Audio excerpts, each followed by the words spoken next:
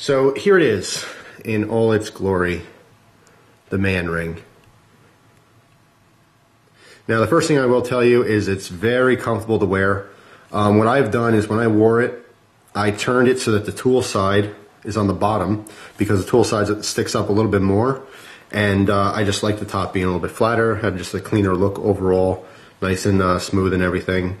And it's very, very comfortable. The inside is very, very polished. Of course, you get these custom made to fit you. It's 9 millimeters wide, but of course your ring size would be whatever you order it to be. But grab my little jeweler's loop here because I want to show you the inside here. It's very, very high polished, very rounded, extremely comfortable as a piece of jewelry, as a ring. So now also you can see the layering in there, because obviously like any multi-tool, it's a little foggy here, gotta clean my loop, get all loopy. Like any multi-tool, you have to have like back spacers and or spacers in general to keep the width and add the tools. There we go, much better. So you can see the layering, and you'll see that better as I pull the tools out. So this ring has 5 individual tools. Okay, as I come in close, you'll see there's all the layering and spacing. Now you can see on the outside rim, there's two pieces on the right, 2 pieces on the left. The very outside pieces are basically like covers because there's a pivot pin that goes through all the tools. That's what they pivot on, but you see it's not really exposed here, and that's because these outer plates are kind of like the finishing plates because they're exposed. Obviously, it's what you see. So it is intricate. I mean, there's a lot of little layers here. Each individual tool has to be cut out.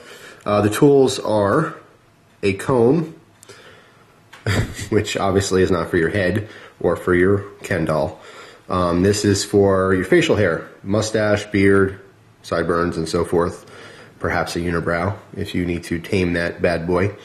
I can say that it is extremely functional. Okay, the one hit I have, well, there's a couple hits on this ring, things I don't like about it. But the one thing I could say is that although the comb is very functional, I have the problem with all these tools is that the positioning of the tools limit the use of the tool. What I mean by that is obviously you can see how it works here. Okay, they pivot up, and then all the edges of the tools, the blade edges, the saw edge, the comb teeth, they're all facing this way. So when you use this, you know, you put your finger through it like a ring, whatever, and you use the edges. The problem with that is that physically the ring gets in the way of things. So when you go in and cut stuff, when you go in to saw things, when you go in and use the comb on your face, whatever, you're limited to about 80% of the edge. You can never really get down deep in there. There's teeth, there's blade, there's comb, comb teeth all the way down in the inside. But physically, I mean, if I put my finger here, you can see the gap. Though that edge of each tool is unusable.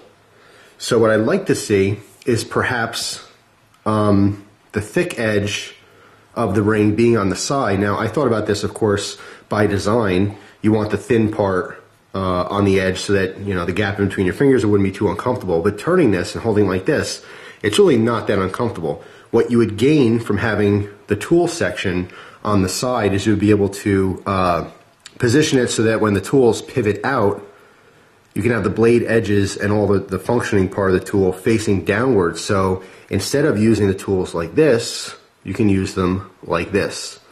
Okay.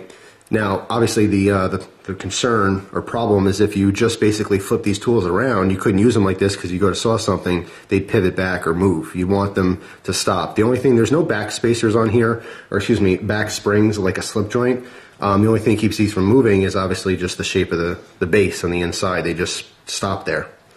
All right, so, when you're using them, they're functional in that sense that they do stop. They're not going to mush back in or turn back in.